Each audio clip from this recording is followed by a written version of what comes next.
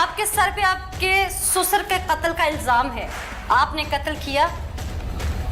नहीं, मैंने कत्ल जानबूझकर नहीं किया, अचानक से हो गया। कत्ल जानबूझ के नहीं किया, इरादा था, लेकिन अचानक से हो गया। ये बात समझ से वाला है। आखिर कोई ना कोई वजह तो होगी ना, या कत्ल होता है या किया जाता है। अगर हो तो किसी के प्रेशर में आके होता है, तब भी इंसान खुद कर रहा होता है। और अगर अपनी इंटेंशन से करे तो इसका मतलब है उसने जाती तौर पर मुजरिमाना ज़हनियत अपनाई है। मैं तीसरी सीढ़ी पे ऊपर से नीचे आ रही थी, मेरे ससुर नीचे से ऊपर आए और आके मुझे पकड़ लिया। उनका इरादा जो था, मैंने पूरी कोशिश की कि उनको पीछे कर दूं, नहीं वो हो रहे थे। क्या इरादा था? वो मेरे साथ ज्यादती करना चाह रहे थे। 72 साल शख्स? जी हाँ, वो माशाल्लाह बहुत फिट थे। फिर उन्होंने मुझे पीछे से झगड़ा, मैंने बहुत कोशिश की छुड़ा लूं, लेकिन वो नहीं छोड़ रहे। मैंने एकदम से धक्का दिया उन्हें, तो उन्होंने मेरा बाजू पकड़ लिया, पीछे से छोड़ के मेरा बाजू पकड़ लिया। नीचे डंडा पड़ा हुआ था, वही पकड़ के मैंने ऐसे पीछे हटाने की कोशिश की कि पीछे हो जाए। वो उनके सर पे लग गया। आपने हिट किया? हाँ जी। अच्छा। बस वो डंडा मारा, वो नीचे आके गिर गए सीढ़ियों में। हाँ। जब नीचे गिरे उनका खून बहना शुरू हो गया। उनके ऊपर साफा था, मैंने उसी के साथ उनको बांध दी कि इनका खून रुक जाए। मैंने बहुत कोशिश की हिलाने की, लेकिन वो नहीं हिले। मैंने पानी भी डाला मुंह में, नहीं पानी। आपने मोहल्ले में शोर डाला कि मेरा ससुर सीढ़ियों से गिर गया? मैं घबरा गई थी, बहुत ज्यादा डर गई थी। डर गई थी या नियत थी कि कत्ल हो जाए, बस ठीक है, जान छूट गई? नहीं नहीं, मेरी नियत नहीं थी। अच्छा। अल्लाह चाहता। आपने शौहर को फोन किया? मेरे पास फोन नहीं है, मैंने फोन को भी यूज नहीं किया। फिर मैं इसी परेशानी में सारा दिन रोती रही, ये क्या हुआ, क्यों नहीं उठ रहे। उनके ऊपर कपड़ा डाल दिया। फिर उस दौरान घर कोई नहीं आया गया? नहीं, कोई नहीं आया। जिस बुजुर्ग को मारा और जो इल्जाम अब लगा रही हो, वो मुकद्दस रिश्ता है, तुम्हारा ससुर है, सोच समझ के लगा रही हो ना? वो आगे पीछे भी ऐसी हरकतें करते थे, तो आगे पीछे भी कई बार की थी उन्होंने। मैंने डर के मारे नहीं बताया कि मेरे घर में झगड़ा ना हो। डर के मारे बताया नहीं, लेकिन कत्ल कर दिया। वाह। कत्ल मैंने जानबूझकर नहीं किया, खुदा। अच्छा, फिर ये कितने बजे का टाइम था? 1 बजे का टाइम। दोपहर के 1 बजे? दोपहर के। फिर शौहर कितने बजे आया घर? और रात को 8 बजे घर आए।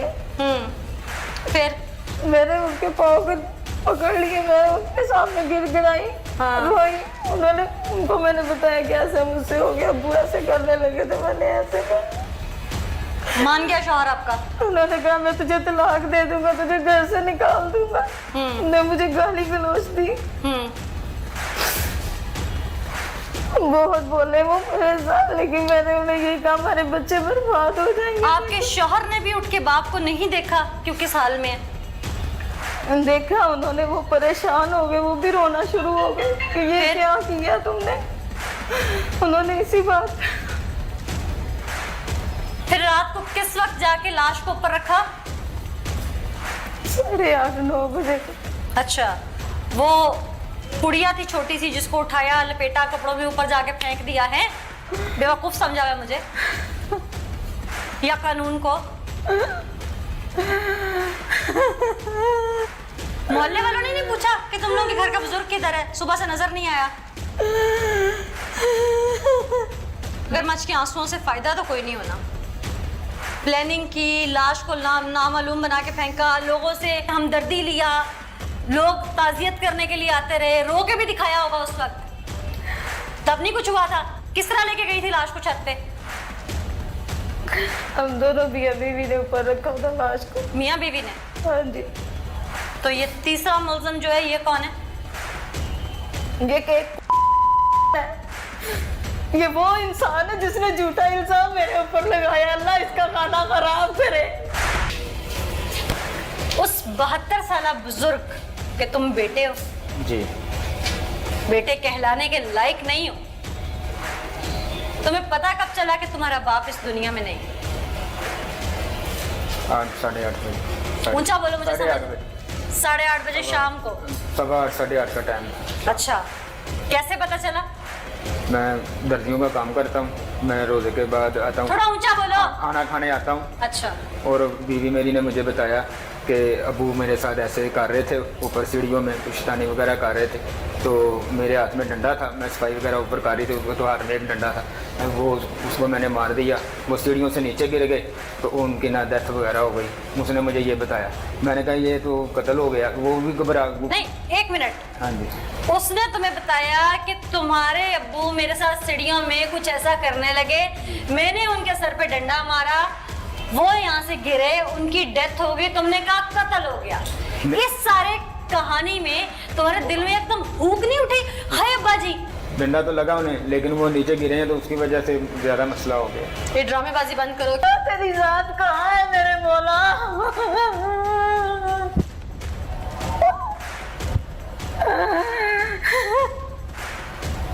बीबी तुम एक कातिल हो। मैं बहुत मजबूर हूँ, बहुत ज्यादा मजबूर हूँ, इतनी कि मैं कुछ नहीं बता सकती, मैं बहुत मजबूर हूँ। खोल के बताओ। नहीं मैं बता सकती। क्यों नहीं मैं कातिल हूँ, बस मैं एक कातिल हूँ और कुछ नहीं हूँ। मजबूरी क्या है? मैं गरीब हूँ, मुझे ये मजबूरी है, मैं बहुत ज्यादा गरीब हूँ, मेरे पास पैसे नहीं है, मैं ये मुझे मजबूरी है। अच्छा, खुदा के लिए जो जुर्म करे वो कहे मैं गरीब हूँ, पैसे नहीं है। हाँ मैं कातिल हूँ, मैं कातिल हूँ, बस मैं कातिल हूँ खुदा के लिए। लाश को फेंका कहाँ पे था? फेंका कहाँ पे था? मेरा सारा कुछ ले लो खुदा के लिए, मेरा सारा कुछ ले अभी लो, नहीं मेरी चाहिए। इज्जत पर आँच ना आने दो, मैं कहती हूँ मेरी इज्जत पर आँच ना आने दो। मैंने जिंदगी में सिर्फ इज्जत कमाई है और कुछ नहीं, आज सारा कुछ गरक हो गया मेरा।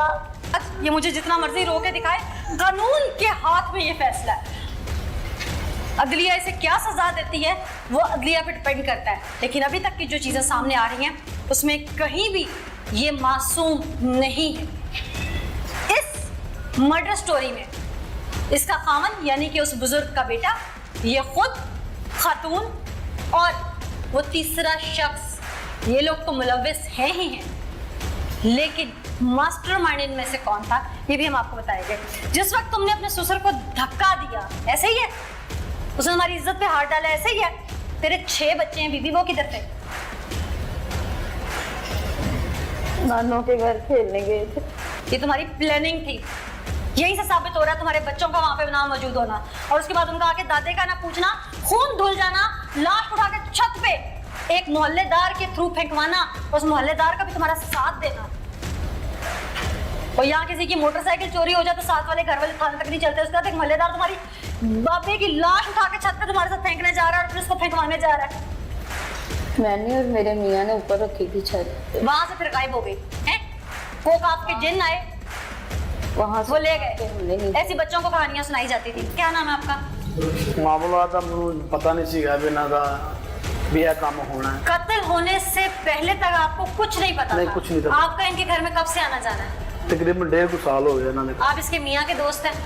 नहीं नहीं, मियाँ ना घट दोस्ती किसी बाबे ना दोस्ती सी ते उनकी बेगम ना दोस्ती सी। दोस्ती? हाँ जी। क्या वो बहन बनी हुई थी आपकी? नहीं, खुल के बताएं। खुल के यही है कि उसके साथ मेरे तलक थे। नजायज तल्लुकात। तुम सारे मामले में कैसे फंस गए? इन्होंने रात को बुलाया मैंने, जिस दिन वकूआ आया ना, अच्छा, इन्होंने मैंने बुलाया। कितने बजे? पहले जो उन्होंने मैंने बुलाया सी ना 9, 9:15 का टाइम सी, मैं कितने ना गल करनी। अच्छा, मैं घर गया वहाँ, फिर मैंने कहते चल जा अरशद आ जाएगा। मैं फिर दरवाजा बाहर निकला उठो ना देखो, देख के आए कि क्या हुआ बकुआ? कोई चीज़ नहीं सी उस टाइम, मतलब कोई गल नहीं सी। अच्छा, मैं काली कली बाहर निकला, मैंने भी पता सी अरशद उसी लगा फिरता है, बाबा ने लभदा फिर।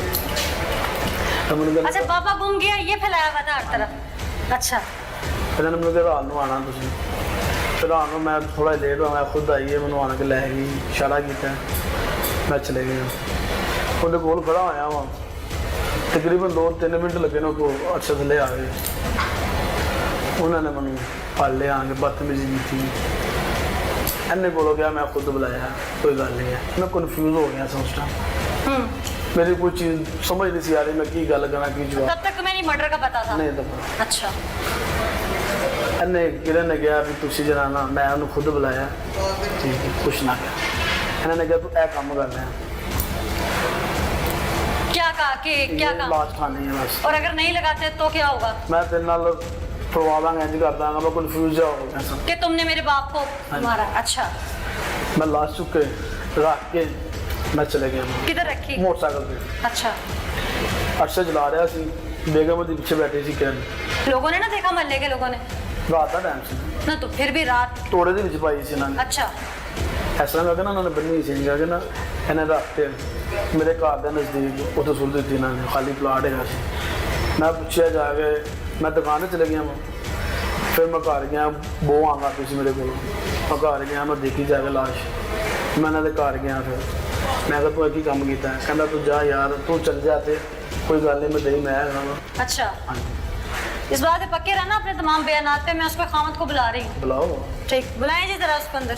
जो कुछ सच है ना वो इसके सामने बताओ, ताकि इसकी कोई गैरत सामने आए। अभी तक ये अपनी बीवी को ठीक कह रहा है और अपने बाप को जो दुनिया से चला गया मरहूम को ये गलत कह रहा है। ਤੁਸੀਂ ਮੈਨੂੰ ਬੁਲਾਇਆ ਸੀ ਨਾ ਬੇਗਮ ਤੇਰੀ ਨੇ, ਤੇ ਮੈਂ ਘਰ ਗਿਆ ਵਾਂ। ਤੁਸੀਂ ਖੁਦ ਮਾਰਿਆ, ਠੀਕ ਹੈ, ਤਾਂ ਹੁਣ ਉਹ ਜਿਹੜੀ ਸੱਚਾਈ ਉਹ ਸਾਹਮਣੇ ਕਰੋ। बेगम ने क्यों बुलाया था? बेगम को कब से जानते थे इसकी? इसलिए कि मैं 1.5 साल हो गया। किस तरह से जानते थे? बहन बनी हुई थी? नहीं मतलब अब समझ आ गई है कि अभी बीवी पास है? मैं अभी समझ आ, ये कह रहा है कि उसने मुझे बुलाया। ठीक है, बुलाया होगा। ये आया है, लाश हम तीनों ने ऊपर से छत से उतारी है। इसे क्या किया कि प्रेशराइज ऐसे- किया था? हमें तो कोई नहीं मान जाता ना लाश। मैंने इसे कहा था कि यार ऐसे हमसे ना गलती मेरी बीवी से हो गई है। इसने फौरी मान लिया। इसने और क्या, अगर ये नहीं मानता तो फिर परेशानी बढ़ जानी। क्या परेशानी बढ़नी थी? इसने क्या कहा था जी आपको? मैंने मैंने कहा ਤੁਸੀਂ ਲਾਸ਼ ਲਾ ਦੋ ਸੀ, ਮੈਂ ਦੇ ਹੀ ਗਿਆ, ਸਾਰਾ ਕੁਝ ਖੁਦ ਦੇ ਗਏ, कोई मसला नहीं है कुछ। और अगर ना लगाते आप तो तो सिर्फ पर्चा करा देंगे तो मेरी बेगम ना मतलब मिल जाए। शर्म तो नहीं आती तुम्हें?